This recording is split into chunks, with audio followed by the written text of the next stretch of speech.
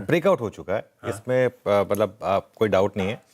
लेकिन इशू क्या हो गया है ना, हमारे जो 3 मेजर इंडेक्स है ना, वो तीनों 200 डे मूविंग एवरेज के आसपास है। अभी जो खेल है ना, ये पूरा का पूरा 200 डे मूविंग एवरेज का है।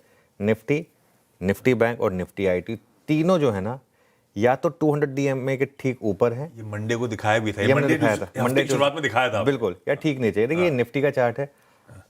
एक बार आपने 200 डे मूविंग एवरेज टेस्ट किया, पहला टेस्ट नॉर्मली मार्केट रिजेक्ट करता है, एक अपसाइड पे भी डाउन साइड पे भी। पहला टेस्ट नॉर्मली एक रिजेक्ट होता है, दूसरा या तीसरे टेस्ट में आप नॉर्मली सक्सेसफुल होते हैं। तो ये निफ्टी का 200 डे मूविंग एवरेज का टेस्ट है। लेकिन एक चीज़ आपने देखी होगी, वो जो रिसेंट रेंज रही थी अब उसके ऊपर है, 3-4 दिन से उसके ऊपर ही है, मतलब उस रेंज में वापस नहीं आए हैं। अब आइए जो बाकी 2 कंपोनेंट हैं, निफ्टी बैंक और 200 डे मूविंग एवरेज उसका, और निफ्टी आईटी। ये बैंक निफ्टी का 200 डे मूविंग एवरेज है, ये इसके ऊपर ट्रेड कर रहा है पिछले 2-3 दिनों से, इसके ऊपर निकल के सेटल हो चुका है। तो अनलेस अब इसके नीचे आके ना सेटल हो जाए, बैंक निफ्टी ठीक ठाक है, ठीक है। और फाइनली निफ्टी आईटी थोड़ा दूर है 200 डे मूविंग एवरेज से, करीब 800,000 पॉइंट। लेकिन यहाँ पर भी अगर आप देखेंगे ना, पिछले 2 दिनों की जो कैंडल है वो कोई काफ़ी ख़राब नहीं है बिल्कुल भी।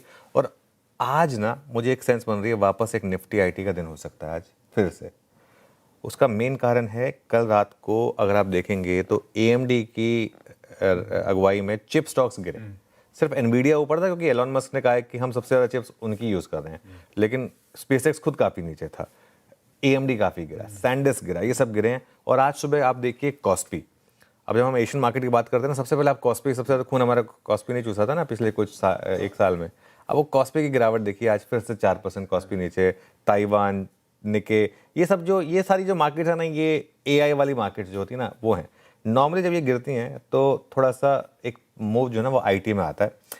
कल हमने मेटल्स लिया था चार्ट जीपीटी में, और कल का अगर आप इंटरडे का मेटल्स का चार्ट देखेंगे ना, एक बार रखिएगा मेटल्स का इंटरडे चार्ट कल का, कल पूरी रैली स्क्रीन पर प्ले हुई। 3 स्टॉक लिए थे हमने, हिंडाल्को, जेएसडब्ल्यू स्टील और हिंदुस्तान जिंक, और तीनों में कल शानदार मोमेंटम आया, तीनों कल डे हाई पर बंद हुए।